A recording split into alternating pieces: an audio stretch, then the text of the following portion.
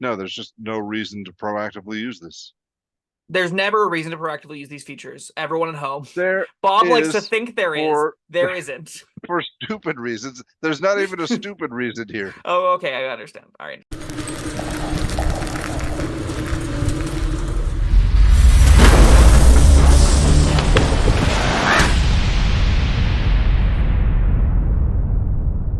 Hello, friends. Robert Bevan here, author of the Caverns Creatures series of comedy, fantasy novels, and short stories. With me is Sam West, and today we're talking about the Circle of Wildfire Druid. I have Woo! played this archetype. It is, I think, currently my favorite archetype in the game to play. I have In so the much fun with game. Wildfire. Yeah, I love Wow. this option. The one I want to play most is Lunar Sorcery. The one that I have played and enjoyed the most, I think, is Wildfire. All right. So this option's whole gimmick is you use your wild shapes instead of transforming, to summon a flaming entity that is your wildfire spirit that can do some cool stuff. It's ranged, so it peppers off little fire bolts at people, and it does other awesome things that we'll touch on as we get to it. But this option really takes a very unique look at Druid in a way that I found refreshing. The spell list is genuinely pretty great, and there's a lot of fun to be had to tinker around with this. This thing can do a lot of neat stuff. Now, it might be front loaded. That might all be. I played this at like 11th level, so I got only mainly the I think I played this at 11th level. Wow, I guess I did get most of the features here. I had a great time, and we will dive in with exactly why I had a great time as we read the features. Sound good? Sounds great. So we start with circle spells. So as a modern druid, you get access to these auto-prepared spells. They don't cast the number of spells you prepare. They count as druid spells for you. You start with Burning Hands and Cure Wounds. Not high on Cure Wounds. Burning Hands is fine. Druids don't normally get that. They like lockdown. You lock some people in place with like an entangle. You throw Burning Hands on top of them. Bim bam, two-part combo. Love it. Any thoughts on Burning Hands or Cure Wounds, Bob? I mean, yeah, it's fine. And Cure Wounds, yeah, not the best spell in the world, but if you're getting it for free, Yeah. Maybe find you'll some use it use to get for it. someone off 0 if you run out of good berries, right? Yeah. Third level, you get Flaming Sphere and Scorching Ray. I'm a lot higher on Scorching Ray than I am on Flaming Sphere, specifically on Druids, because it doesn't take your concentration and it's just instantaneous 3 instances of damage. And you're kind of in the market for that a lot of the time. Druids don't have a Yeah. problem putting their concentration onto something. So having a Scorching Ray at your disposal just to be like, zap off these things, I really commonly found my action was just, I have my summon doing something, I have my spirit doing something, I might as well use a second level slot here, a third level slot here, just send out some blasts. It was I like genuinely Scorching really Ray. efficient. It's versatile. You got multiple beams. You can focus the fire or spread them out.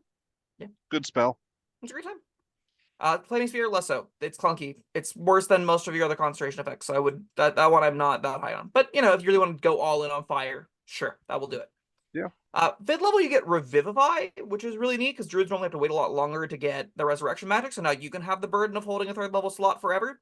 But they also get a spell I think you're a lot more fond of, Plant Growth. Yeah. I mean, these are both great, but I do like me some plant growth. Yes. Yeah. Seventh level, you auto prepare Fire Shield, which I adore. Now it's not that good on you because you're not a moon druid, so you're not gonna like regularly try and kill yourself. But it not taking concentration, if you are a kind of like hybrid in there attacky kind of druid, maybe this is something you look for, right? Fire Shield might do some cool things for you. You also get Aura of Life, which is a large stack of hit points that you can just kind of give out to the team over 10 minutes. Never use it in combat, but out of combat, it's a lot of hit points technically, and that's kind of fine. So sure. Yeah. We end on Flame Strike and Mass Cure Wounds. Mass Cure Wounds is a great thing to get auto prepared just because you just can get a bunch of people up when you need it. You don't have to ever think about it. You just always know it's there. Very comfortable, especially if you get past like into the mid or upper tiers, like 13th level plus. That's where I really want to be able to have access to it. And then Flame Strike is just like worse Fireball. I'm kind of bummed out this doesn't get Fireball. But Flame Strike, it will do the trick if you absolutely need it to. I don't love Flame Strike, but sometimes you're happy spending a 5th level slot on, some sculpted area effect damage. That's what this is. And It's 46 you fire, know, 46 radiant. and it's free. So Yeah. there you go. Worst free fireball. Sure. Now, This is a decent, like another reason you don't need a dedicated healer if you got one of these guys. I mean, Goodberry's the reason you actually don't need to dedicate a healer at this point, but yeah, this is secondarily backs that up. This gives you free Aura of Life, free Mass Cure Wounds, and free Cure Wounds, which is way more healing than you will ever need, plus Resurrection Magic with Revivify. So, all in all, some good stuff. Also, I think it tells the pretty clear picture of like the wildfires are the nourishing soot is what's bringing up more life, right? It's the circle of rebirth kind of is exactly what the spell list is trying to paint, and I think it does a good job painting that picture. Now, I completely agree. The meat of this option is Summon Wildfire Spirit. At second level, you summon a Primal Spirit bound to your soul. As an action, you can expend one of your wild shape feature to summon your Wildfire Spirit, rather than assuming beast form. The spirit appears in an unoccupied space of your choice you can see within 30 feet of you. Each creature within 10 feet of the spirit, when it appears, makes a dex save or takes 2d6 fire damage. Neat. The spirit is friendly to you and your companions and obeys your commands. You see its game statistics in the stat block, which uses your proficiency bonus in some places. You determine its appearance. The summon spirits take a humanoid figure made of gnarled branches covered in flames. Others look like a beast, triath, and flyer. Mine personally looks like a phoenix.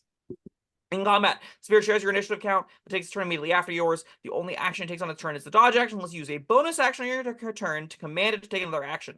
That action can be one in its stat block or some other action. If you're incapacitated, the Spirit can take any action of its choice, not just dodge. So if you die, good things happen. It lasts an hour until it drops to 0 or until you summon it again. So, there is a lot to the Wildfire Spirit that is nestled in the Wildfire Spirit stat block. Which I need to get my copy of Tasha's because this current page I'm looking at doesn't have it. Un momento, por favor. 3 seconds. Bob Vamp. Hey! Where is Tasha's? I'm going to throw up another I have returned. advertisement for my book here. How did vamping go? Oh, great. Okay. Everybody knows that is my talent. So Wildfire Spirit does so many things. So we're looking Sorcerer, we're going to Ranger, Paladin. Here we are, Druid, Circle of Star, Circle of Wildfire. So, the Spirit's stat block is actually surprisingly short. It is shorter than most of the other stat blocks in like the game when it comes to the summon spells and those kinds of things. Mm-hmm. But there's one really crucial ability that I wanted to note on. It's called Fiery Teleportation. So this is its action. It can spend an action. The Spirit and each willing creature of your choice within 5 feet of it. Teleport up to 15 feet to an unoccupied space you can see. Then, each creature within 5 feet of the space the spirit left must succeed on a dex save or take 1d6 plus your proficiency bonus fire damage. There is no limit to how many times you can do this, which is freaking sweet. Yeah, it is. It's functionally an at-will teleport stable to the Wildfire Spirit. And it's only 15 feet, so it's relatively short range. Yeah. But my god, does this thing let you do some cool positioning on battle maps. There was an encounter this is we right, had... right out of the box at level 2? Yeah. Wow. Yes, it just starts with fiery teleportation. You can just blink around all you'd like. It is really, really, really fun. It is a kind of ability that you want to play a ranged character on because this keeps you out of danger really easily. Just be near the Wildfire Spirit or have the Wildfire Spirit be behind you and it just pulls you out of danger and blows up where you left. Over and over again. It's clean, simple, high utility, excellent. On top of that, it's got a 60-foot range road attack that deals a d6 plus your proficiency bonus fire damage on hit, so you can just like pepper things with fire seeds every round if you want to as a bonus action. Not the end of the world whenever you're firing out scorching rays and other stuff like that. This thing also has a fly speed of 30. It can hover, so you can send it around in these skies. You can just send it up in the air, raining fire from above if that is so what you choose. It's kind of awesome. That's the bulk of what it does. It's got some stats. It's got hit points equal to 5 plus 5 times your Druid level, you know, all that kind of stuff. But the bulk of it, the meat of it, is, I think, the fiery teleportation, which is a blast to play with. Yeah, that's a big one. Moving onward, so Wildfire Spirit, really good. Summon Companions, really good. Doesn't take your concentration. You can have this up and Summon Beast at 3rd level. That's felt amazing. So, like, if you want to do summoning stuff, this will do it. Also, again, you summon it, it blows up where you summon it. So if you want to just be like, I detonate that area, and then as my bonus action, I command it to teleport me out of here, and then it does the damage again, so you kind of get 3d6 damage. Oh, you have a lot of cute play patterns you can do with this thing. Fun times. Yep. And we're still on level 2, right? Yeah, the Wildfire Spirit is the 2nd level feature, and it's a house of a feature. Sure is. it's really hard to express just like, because really it is just the teleport is what mainly it is. It's to range attack and teleport for the most part. It is really, really fun to just blink around the battlefield. If you're navigating any kind of 3D space, you have an at-will teleport stable to a flying companion. You can do so many things with it. It can go so many places. 10 out of 10 would recommend anyone try. Things keep moving on, though. With 6th level, you get Enhanced Bond. At 6th level, the bond with your Wildfire Spirit enhances your destructive and restorative spells. When you cast a spell that deals fire damage or restores hit points, while your Wildfire Spirit is summoned, roll a d8, and you get a bonus equal to the damage or healing result to 1 roll. So if you Scorch Ray, you do one of the attack rolls gets 2d6 plus a d8, the other 2 do not. If you were to get Fireball somehow, you would add it to the Fireball damage. That would be 8d6 plus a d8. All right. Make sense? That's not amazing. No. There's more.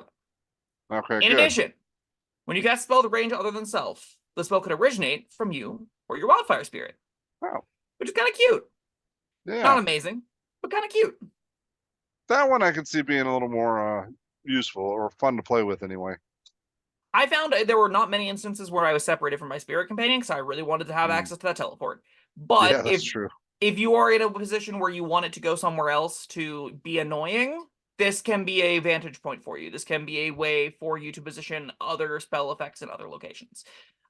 It also can, like, you can use this to sculpt Burning Hands in some interesting ways because you just like have this hover above it, and then the cone hits a very large space. So when you turn the cone on the ground, it hits a very large sphere, like a 50 radius sphere, basically. So you can kind of engineer your Burning Hands to have a much, much better area while keeping your Wildfire Familiar safe, or a Wildfire Spirit safe above things, like 15 feet above them. So that's genuinely a really big upside that this has on it that I would keep in mind. And you're getting a little more damage with your Burning Hands. Yeah. You're gonna an extra d8 on that is no joke for a first level spell slot. Like, it's a big bump in damage for cheap, repeatable resources, right? Yeah. It's still not the best feature in the world. It's nothing. Clean, it's simple, it's easy. It's still mainly your Wildfire Spirit is awesome, and now your Wildfire Spirit has some reasons to not be attached to you, basically. Okay. 10th level, you get Cauterizing Flame. So 10th level, you get the ability to turn death into magical flames that can heal or incinerate. When a small or large creature dies within 30 feet of you or the Wildfire Spirit, a harmless spectral flame springs forth in the dead creature space and flickers there for a minute. When a creature you can see enters the space, you can use your reaction to extinguish the spectral flame there and either heal the creature or deal fire damage to it. The damage or healing is equal to 2d10 plus your wisdom modifier. You can use the number of times equal to your proficiency bonus, come back when you finish a long rest. I want to like this feature a lot. But yeah, I guess it's okay for the healing. You know, your friends can go over to the dead animal's fire spirit and get healed. But I think unless you have some cooperation going, you're gonna have a harder time convincing your enemies to walk over to the dead animal's flame spirit. Yeah, this does kind of boil down to being 8d10, 6 to 8d10 bonus healing to your team. That's not amazing. It is a reaction. It's cute. It gives you reason to think about the space that you're in and the space around you, but the range restriction is genuinely major. It isn't the most revolutionary feature. It's neat, but it's kind of hard to use. Especially if you want the damage out of it, and you kind of do want the damage out of it. So, this is, I think, the first, unless, I'm thinking, I think getting the damage out of it is going to be more difficult than it's worth. I'm thinking about the healing, and that's healing for a reaction. That's means you're not using up your action or bonus action. The core issue is it doesn't get someone off 0. So this only is really staving off inevitability. Now, you're only ever spending reactions on that, so that's not like the end of the world. And it doesn't even require you use your action on the first half, right? Like, it's just anything that dies within range of you, you can cause the spirit to form. It doesn't require any reactions or anything like that. It just requires the reaction to consume it. So, like, you can just sort of litter these about the place for people to just do, like, drive-bys and grab HP. It's just how valuable is that? And I didn't feel very like it was tangibly that valuable. Now, if your ally drops to 0 next to the flame, could you get them off 0 like that? They have to enter the space to use your reaction to extinguish it to heal it. So no. They'd have to drop to 0 and then fall into the space All And right. What then if you could use your reaction to heal the them. barbarian drags your dead rogue over there? Yeah, that would work. Okay. If you have extra cooperation, maybe you have your wildfire spirit teleport somebody into it. That's a real thing I could see happening, right? It isn't revolutionary. It's not the end of the world. It's a neat little ability. I kind of wish they did more with it. I kind of wish like the fire spirits could fuel spells or have other kind of resource boons. I'd love to see other characters get like you get a first level slot back or heal or give you some variety with what the fire does outside of just it heals for 2d10 plus mod. But you know, honestly, you still are riding the high from how awesome Wildfire Spirit is that I'm not that bothered. Yeah. The final feature you get is called Blazing Revival. At 14th level, the bond with your Wildfire Spirit can save you from death. If the spirit is within 120 feet of you, when you are reduced to 0 hit points and fall unconscious, you can let the spirit drop to 0 instead. You regain half of your hit points immediately and rise to your feet, and you use this once per long rest. Well, not I'm never generally high on these thrilled with. features. Yeah. Blazing Revival is not great. It is fortunate that you're stable to a full caster, because you don't need this feature to be that good, because you're getting 7th, 8th, 9th level spells towards the upper tier, right? And now you have your 7th, 8th, 9th level spells stable to somebody that has a much harder time dropping, and that's going to be decent. It's a defensive option that you have at your disposal that you can't really use proactively, but hey, it keeps you alive, and that matters sometimes the upper tiers, I guess. Yeah, I mean, let's see. So it doesn't actually, you don't get like a burst of flames that harms your enemies or anything. You just get half your hit points back. Yeah. That's unfortunate. Yeah, I know. We've had features that you explode out in brilliant light and everything around you takes damage, and it's not even a lot of damage, but it's just some damage, and then you get to feel cool about it. But this is kind of just like, no, I just snuffed the life of my fire spirit and gained the H points instead. Yeah, I mean, even we've gone through these upon death features before, and I always like to think, well, maybe you could just have fun charging in there to a situation you absolutely don't belong in, and you're gonna get something out of it. Here, you don't even get anything out of it. There's just no reason to proactively use this. There's never a reason to proactively use these features. Everyone at home. There Bob likes to is think there is. for There isn't. for stupid reasons. There's not even a stupid reason here. Oh, okay, I understand. I understand. All right, unless you only had one hit point anyway. So you might as well go back up by 60 or whatever. Yeah, Sure. that's cheaper than a cure wounds. True. So this is really front loaded, obviously, but I can't emphasize just how much fun I've had playing with Summon Wildfire Spirit. The ability is at will 15-foot teleport is just fun, and it can bring a bunch of people with it. You could do some pretty sweet mobility stuff. You can get out of the sticky situations by just, there's a spirit here now, we're gone. Because you summon it, bonus action command it goes immediately after you, and then you're out of there, right? It is a really clean, easy tool to engage with that just requires you have wild shapes up. The thing lasts an hour, so it's going to last for the most. It will last most adventures, their full duration, and you can use it multiple times if you need to, right? You're still have the ability to use your wild shapes whenever you'd want to if you're doing exploration and stuff. I almost always found that the Wildfire Spirit was better because it also has a fly speed and can go around, and it's small. It does a lot of things that I'd want it to do, right? The improvements you get on it, Enhanced Bond adds some cool dynamics to your fire spells in mainly the be able to cast it from the position of the other creature. It also juices up the damage of your low tier fire spells, which is fine, especially at 6th level specifically. As you get higher and higher level, you have a little bit harder of a time getting a lot of benefit out of that.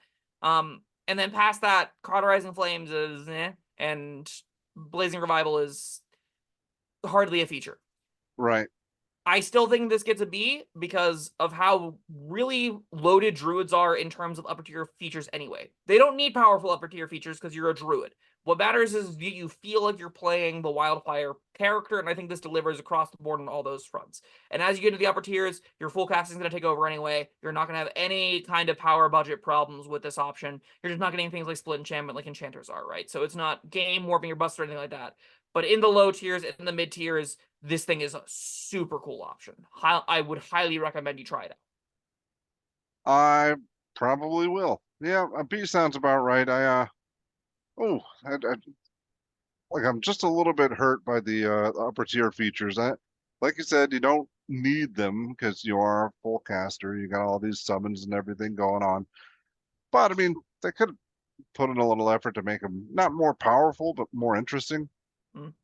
I do really wish, one small gripe, I really wish they would have increased the damage at some point for your Wildfire Spirit. It literally never increases. So it is definitely front loaded, but the teleport always is going to be fun to play with, I assume. All right. Well, that was the Wildfire Druid. Thank you, Sam, and thank you, everyone, for joining us. I hope you'll have some opinions and leave them down in the comments below. Like and subscribe to the channel, and we'll see you next time. Goodbye.